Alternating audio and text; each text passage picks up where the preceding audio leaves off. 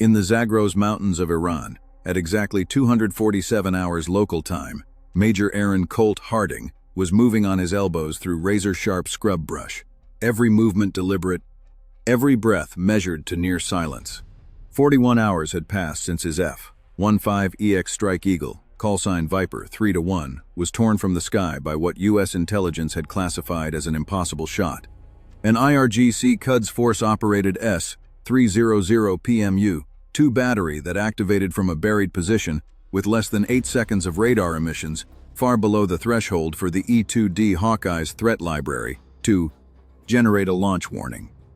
His WSO, Captain Dana Keller, had been extracted 6 hours earlier by a CV-22B Osprey, operating in no-terrain masking mode across the salt flats.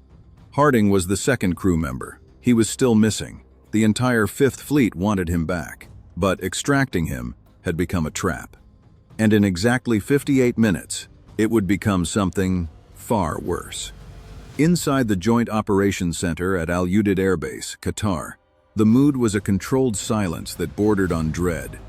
Every screen along the curved tactical wall displayed a live feed from a pair of RQ-170 Sentinel stealth drones orbiting at 42,000 feet over the Al Borz mountain range.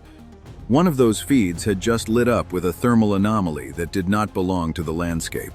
A combined signals intelligence package from an E-3G Sentry orbiting over the Gulf had cross-referenced the heat signature with a stored catalog of Iranian launch vehicle thermal profiles. The result came back as a 97.3% probability match. A Shahab-3 MRBM erector launcher, loaded and in pre-launch vertical mode, its nose cone raised 14 degrees off horizontal. Target solution computed. Projected ballistic trajectory, straight into the carrier formation of the USS Gerald R. Ford, operating 220 nautical miles southeast in the Gulf of Oman. Time to launch authorization, 58 minutes. The catch was devastating. Major Harding's GPS beacon was transmitting from a position less than 2.4 kilometers from the launcher's projected site. Any strike on that launcher before Harding was extracted would almost certainly kill him. The clock was now running for two entirely different reasons, and both of them were going to expire at the same time. Brigadier General Susan Ferris, the CENTCOM Forward Operations Commander, stared at the dual problem board and made a decision that would not appear in any official after-action report. She simultaneously ordered a strike package pre-tasked and a rescue package airborne. The two missions would have to run in parallel, synchronized to the second, each invisible to the other until the final window opened. Two MH-60R Romeo Seahawk helicopters from the USS Baton, positioned forward in the Gulf of Oman, crossed the Iranian coast at 60 feet, threading the mountainous terrain using the terrain-following capability of the APS-153 multi-mode radar. Simultaneously, above them and behind them, a flight of two B-2A Spirit stealth bombers, call signs. Nightfall 1 and 2 began their final inbound leg from 40,000 feet, carrying a pair of GBU-57AB massive ordnance penetrators each. The geometry was precise. The B-2S would drop only after the Seahawks had cleared the target's danger radius. The danger radius was 2.4 kilometers. Harding was 2.4 kilometers away. The margin was 0. The IRGC had not, however, been idle. Iranian intelligence assets embedded near Al Udeid's satellite uplink tower, identified 3 months earlier, but deliberately left active to deceive, had detected an anomalous communications surge, consistent with the initiation of a rescue package. Within 11 minutes of the Seahawks lifting off, a rapid reaction force of two Mi-2 8N Havoc helicopter gunships and 4 technical vehicles mounting Zu-23-2 anti-aircraft guns were repositioned along 3 likely approach corridors in the valley below the launcher site. The IRGC commander on scene, Brigadier Reza Khosravi, was one of the few Iranian officers who had studied American CSAR doctrine thoroughly, and he understood what was happening. Harding was a lure. The U.S. was coming to him. Khosravi ordered his forces into the brush, powered down all electronic emissions, and waited. The two Seahawks, their crews still unaware of the repositioned ground force, were now 14 minutes from the survivor's beacon. 40,000 feet above the valley, the EA one 8G Growler pair from carrier Air Wing 7 had been watching in silence since the first hint of Iranian maneuvering. Equipped with the next-generation jammer mid-band pods, the Growlers had not yet emitted a single watt of jamming energy, maintaining complete EM silence in order to preserve the element of surprise. When the Mi-28N Havocs powered their fire control radars for a targeting sweep across the valley, it lasted 4.2 seconds. It was enough. The Growlers' ALQ-218 receivers captured the precise radar fingerprint of both aircraft. Flight lead called the code word Vortex. At that moment, the Growlers simultaneously released two AGM-8G AARGM-ER anti-radiation missiles on the two Havocs and hammered the entire 212 GHz band with maximum power noise, instantaneously blinding every ZU-23 fire control sensor in the valley. Both Havocs scattered chaff, broke hard left, and dove for the valley floor. Neither was fast enough. The first AARGM-ER impacted 1.1 seconds after launch. The second detonated 0.7 seconds later. Two fireballs lit the eastern ridge like a second sunrise. The technical vehicles, now blind and leaderless, scattered onto open ground, presenting clean targets to a loitering MQ-9B Sky Guardian that had been watching the valley from 24,000 feet for the past 3 hours. The Seahawks crossed the final ridgeline at 339 hours. Harding's beacon was 800 meters north, in a shallow wadi clogged with dry brush. The crew chief on Chalk 1 dropped the hoist cable while the pilot held a 6-foot hover over the thorned canopy. Harding's hand appeared from the darkness, locked the jungle penetrator, and rode it up in 44 seconds.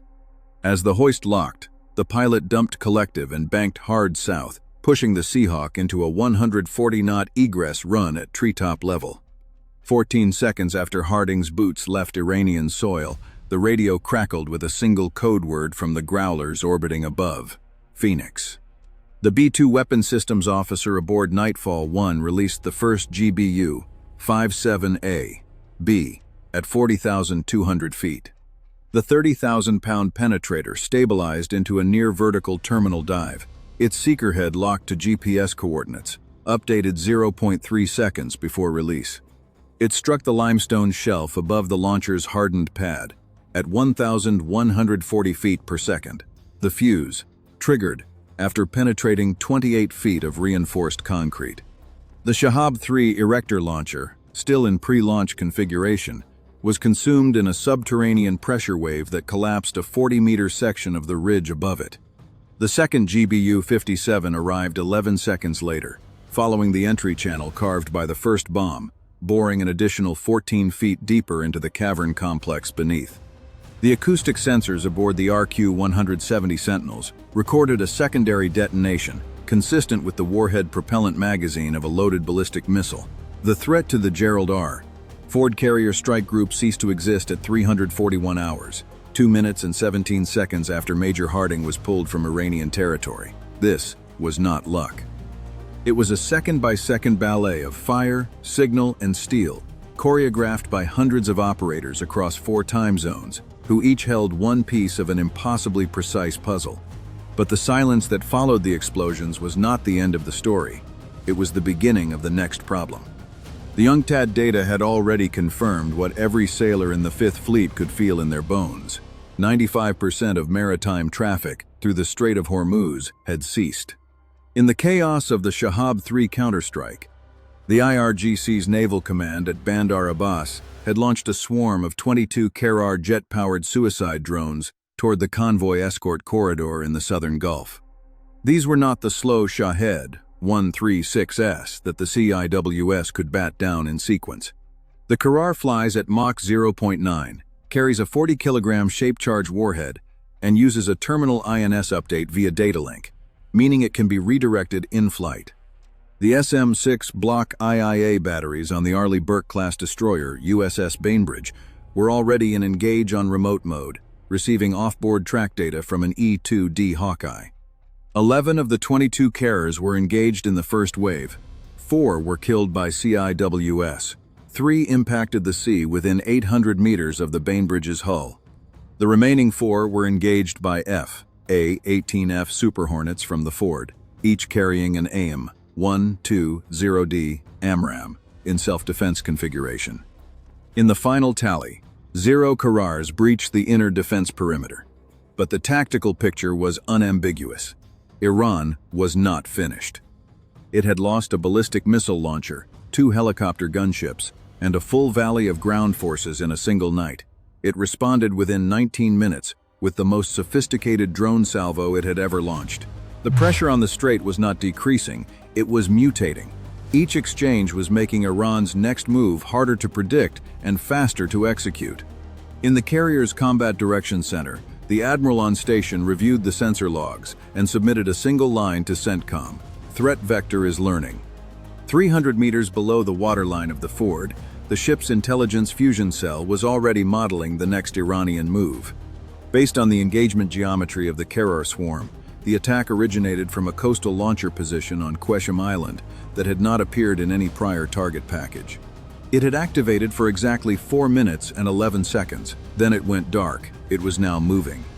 The IRGC had just demonstrated something that changed the threat calculus entirely. Mobile coastal defense that can surge, engage, and vanish before a counter-targeting solution can be generated. The SM-6 had been designed for a different problem. Pate Poseidon maritime patrol aircraft from Djibouti were already being vectored to expand the search grid for additional mobile launchers. Back in the salt flats of central Iran, a second mission, the one no one would ever officially acknowledge, was already underway. The same valley Khosravi had used to set his ambush now contained something his intelligence officers had not been able to clear before being destroyed by the AARGM-ER hits, a portable fiber optic data node, the kind used by the IRGC to relay targeting solutions across an air-gapped command network. The MQ-9B Sky Guardian, still loitering on station, methodically mapped every remaining surface emitter in the Wadi using its Lynx Block 20 synthetic aperture radar. The data was routed to NSA Fort Meade in less than 90 seconds. By dawn, U.S. Cyber Command had a complete map of Iran's underground command and control topology, a network that had taken the Iranians 7 years to build and 1 night to expose. The U.S. did not destroy it. They began to listen to it, because in the age of the kill web, a destroyed node is intelligence spent. A compromised node is a permanent key inside the enemy's nervous system. Major Harding landed safely aboard the USS Bataan at 412 hours. Still carrying his survival radio and a folded card bearing the GPS coordinates of 4 additional IRGC positions he had manually logged during 41 hours alone in the dark. He handed the card to a SIGINT officer without a single word. No briefing was required. The coordinates were already being fed into the targeting queue. The rescue mission had just generated more actionable intelligence than a month of satellite overflight. And the IRGC, in attempting to use a downed American pilot as bait, had instead handed U.S. forces the precise locations of 4 additional high-value targets, the structural map of their most protected communications network, and a confirmed thermal signature catalog for their remaining mobile ballistic missile inventory. So here is the question that this operation forces every serious analyst to answer. When a single downed pilot triggers a cascade of events that simultaneously neutralizes a ballistic missile launcher, destroys a forward air defense node, maps a classified command network, and opens a new cyber intelligence penetration, was that 15 really shot down by accident? Or was the entire thing the most expensive bait operation in the history of modern warfare? The answer, as always, is somewhere in the electromagnetic spectrum between what Iran believes it knows and what the Pentagon will never confirm. What do you think happened out there in the dark over central Iran? Tell us your analysis in the comments. If you want to keep receiving the classified breakdown of how these operations actually work, every weapon, every timeline, every sensor system, hit that subscribe button right now and turn on notifications. The next mission file, covering Iran's underground Fordo facility and the B-21 Raiders' first combat deployment, goes live in our next video. And I will tell you this with absolute certainty. What is happening over the skies of Iran in these weeks is only the prologue. The chapter that will redefine warfare for the next generation has not yet been written. But when it is, the first word will have been typed in the dark of a wadi in the Zagros by a pilot on his elbows, waiting to be found.